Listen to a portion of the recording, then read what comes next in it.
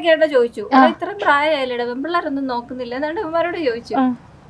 എന്റെ അടുത്ത് ചോദിച്ച് നിന്റെ പുറകെ ഇപ്പൊ ഒരു പെണ്ണ്, അപ്പൊ ഞാൻ പെട്ടെന്ന് പുറകെ നോക്കി ആരെങ്കിലും ഉണ്ടോ അതൊന്നുമല്ല, നിന്റെ പുറകിൽ ഇപ്പൊ ഒരു പെണ്ണ് വന്ന് നിന്നെ ഇഷ്ടാന്ന് പറഞ്ഞു കഴിഞ്ഞാൽ നീ എന്തോ ചെയ്യുന്നു. ഞാൻ പെട്ടുപോയി. അമ്മയുടെ ഫ്രണ്ട് ഞാൻ എന്താ പറയാ, ഞാൻ പറഞ്ഞ് ഞാൻ അമ്മയുടെ അടുത്ത് ചോദിച്ചിട്ടേ പറയത്തുള്ളൂ. അടുത്തൊരു ചേട്ടൻ ഉണ്ടായിരുന്നു. ആ ചേട്ടൻ നീ എന്തൊരു മുണ്ണയാണോ ഇങ്ങനെയൊക്കെയാണോ പറയുന്നത് ചേച്ചി. അവൻ പറഞ്ഞ് രക്ഷപ്പെടണ്ടേ അമ്മയുടെ അടുത്ത്, ഇല്ല ഞാൻ സ്നേഹിക്കും അങ്ങനെയൊക്കെ പറഞ്ഞു കഴിഞ്ഞാൽ ഇവിടെ തന്നെ ഉണ്ട്. കൂടുതലൊന്നും പറയാൻ പറ്റത്തില്ല.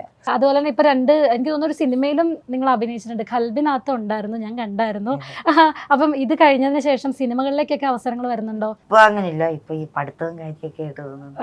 അങ്ങനെ പറഞ്ഞു കഴിഞ്ഞാൽ എല്ലാരും വിചാരിക്കും സിനിമയിൽ വിളിച്ചിട്ട് നമ്മൾ പോവാത്തതാണ്. ഒന്നുമില്ല. അതെ, ഇനി വന്നിട്ടില്ല, ഉടനെ തന്നെ വരും അല്ലേ? സിനിമയിൽ അഭിനയിക്കാനൊക്കെ ഇഷ്ടമാണോ? സിനിമയാണ്. നിങ്ങളിപ്പോ കുറെ കോമഡി സ്കിറ്റുകളൊക്കെ ചെയ്തില്ല. ഇപ്പൊ മാർക്കോ എന്ന് പറഞ്ഞൊരു സിനിമ ഇറങ്ങിയിട്ടുണ്ടായിരുന്നു. ഇൻ ഫ്യൂച്ചർ നിങ്ങൾക്ക് ഒരു വില്ലൻ റോളൊക്കെ കിട്ടുവാണെങ്കിൽ എങ്ങനെയായിരിക്കും നിങ്ങളുടെ വില്ലന്മാർ? എങ്ങനെയായിരിക്കും വില്ലൻ ചെയ്യാൻ? രസമായിരിക്കും അല്ലേ കാര്യം, അപ്പൊ തന്നെ ആൾക്കാർ ചിരിച്ചങ്ങ് ഓടിക്കുള്ളൂ.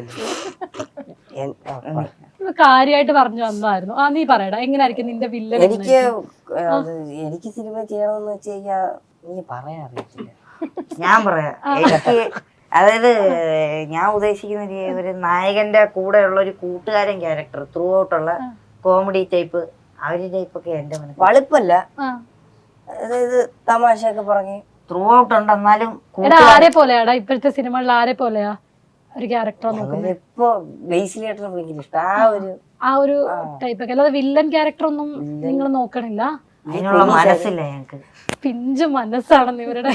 അല്ലേ അല്ലേ ബമ്പർ ചിരിയില് എനിക്ക് തോന്നുന്നു ഗോൾഡൻ ബസർ കൂടുതൽ അടിച്ച ഒരാൾക്കാർ കൂടിയാണ് നിങ്ങള്. അതെ, അത്യാവശ്യം ഗോൾഡൻ ബസർ തന്നെ അടിച്ചു. ഇനിയും ബമ്പർ ചിരി പോയിട്ട് ഇങ്ങനെ ഗോൾഡൻ ബസർ തന്നെ അടിക്കുക. ഞങ്ങൾക്ക് നിങ്ങളുടെ സ്കിറ്റിന് പ്രത്യേക ഒരു ഫാൻ ബേസ് തന്നെ ഉണ്ട് അല്ലെ ചേച്ചി? ഇവരുടെ സ്കിറ്റ് അന്ന് ലൈവായിട്ട് ചേച്ചി അവിടെ ആദ്യമായിട്ട് കാണുന്നായിരുന്നു. എനിക്ക് തോന്നുന്നു ഫാമിലി എല്ലാം. ആ ഒരു എങ്ങനെയായിരുന്നു ആ ഒരു എക്സ്പീരിയൻസ്? ഞാൻ ഒത്തിരി ചിരിച്ചു.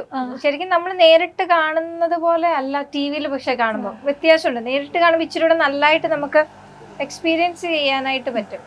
ഇവന്മാർ ഇത്രയൊക്കെ ചെയ്യുമെന്നുള്ളത് നമ്മൾ ഒരിക്കലും വിചാരിച്ച കാര്യമല്ല. ലാസ്റ്റ് അവരാ ഗോൾഡൻ ബസർ അടിച്ചപ്പോഴൊക്കെ ആണെങ്കിലും നമുക്ക് സത്യം പറഞ്ഞാൽ നമ്മുടെ മനസ്സ് നിറഞ്ഞു പോകുന്ന ആ ഒരു സമയമായിരുന്നു അതൊക്കെ. ഒത്തിരി പ്രൗഡാണ് അവരെ പറ്റി. എവിടെ ചെന്നാലും ഇപ്പം നമ്മളെ ആദ്യം ഒന്നും മനസ്സിലായില്ലെങ്കിലും എവിന്റെയും സിസ്റ്ററാണ് ഞാനെന്ന് പറയുമ്പോൾ അയ്യോ ഞങ്ങൾ തിരക്കിന്ന് ഞാൻ പറയൂടാ. സ്നേഹം അപ്പോഴേ എല്ലാരും പറയും അയ്യോ അമ്മാരുടെ ആണോ അവന്മാരെന്ന് എല്ലാരും ചോദിക്കുന്നത്. എന്റെ അടുത്ത് അവന്മാരോട് തിരക്കിന്ന് പറയണേ എന്നും പറഞ്ഞുകൊണ്ടാണ്. എല്ലാവർക്കും ഉണ്ട്.